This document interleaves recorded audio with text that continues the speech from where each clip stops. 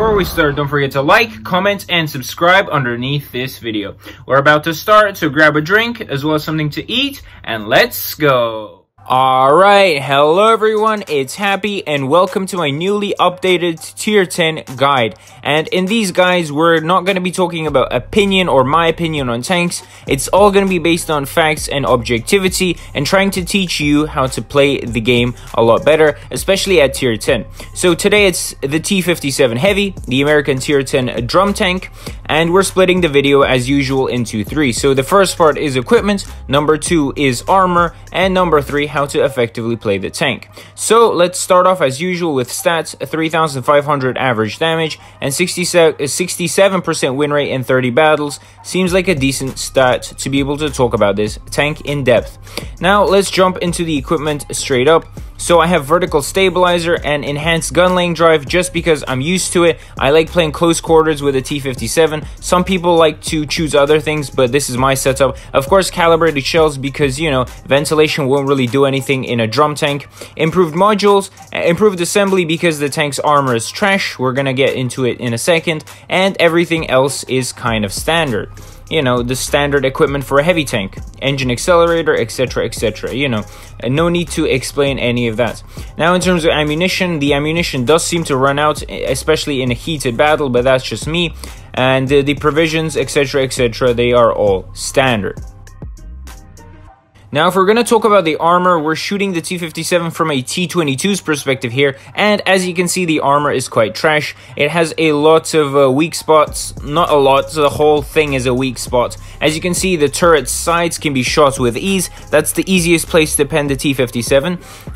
And of course, the hull is also a lot weaker compared to the 50B. The 50B's hull is super strong, and the turret is as weak as the T57's. However, the 57 is worse in all aspects. It's also slower, so I don't know. The second trial here, the T57 was wiggling the turret just to increase the armor, but it really didn't work out, as you can see, except for 1 or 2 times, I think. Of course, this is training rooms where he's just stationary. In random battles, of course, it's a lot more different. You do get ricochets in random battles, just like in the 50B. But in my opinion, the 50B has a better everything in terms of armor, as well as the speed. Of course, the T57 has a little bit better of a gun, but we'll get into that in a second. So as you can see, the T57 cannot be penned into the hull and into the middle of the turret. So that's pretty much it for the T57 from a medium tank's perspective, if you will.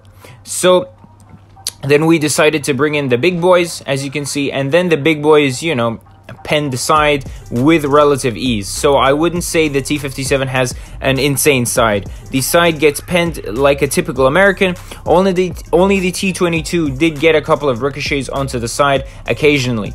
However, the Super Conqueror, just like most standard heavies, won't leave a chance for the T57 Heavy. So don't think about side scraping in this thing.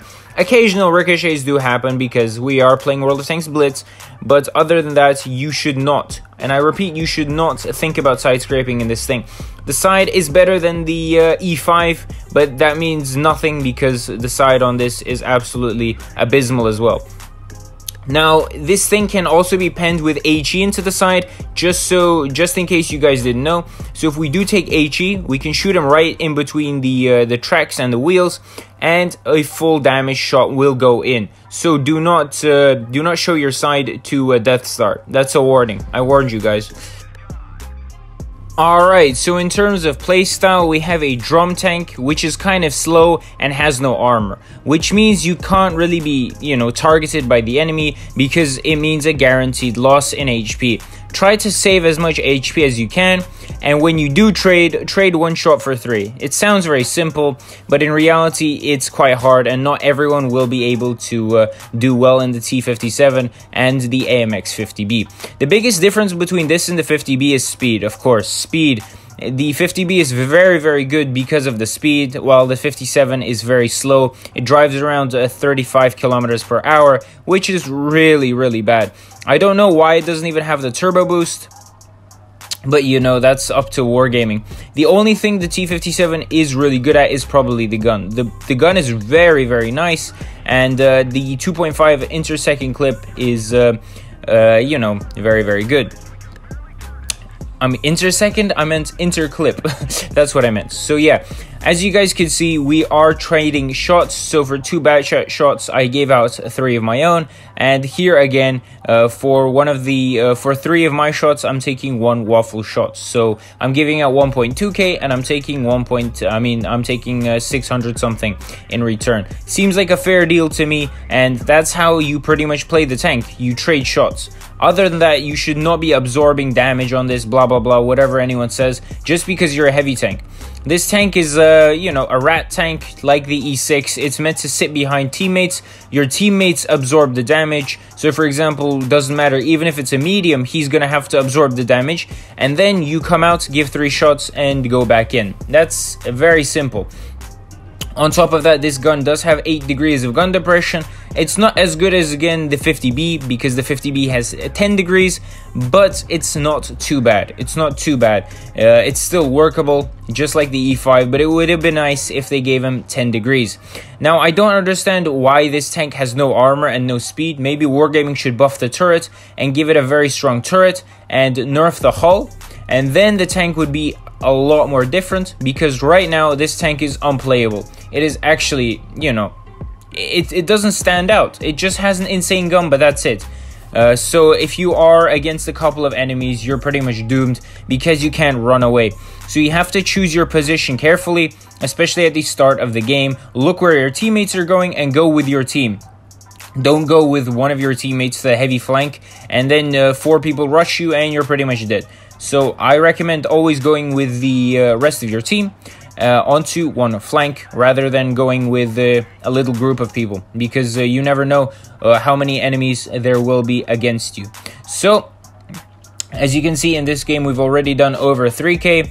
Of course, RNG did blast me, and I didn't pen the ST1 twice out of 3. Great realization, but it's fine. As you can see, it's a 2v2 now. And I know the waffle is over there capping, so we're relatively safe, and that means I can push out and try and get the VK here. So I assume he's gonna come here, because he was going around. So as you can see, he ricochets. As you guys can see, the T57's armor can work sometimes, but it's very, very random. It's super random, and I don't want to push out too much right now, because I really don't know where the waffle is. But since the VK did ricochet off of me, that means I can give him 3 shots in return.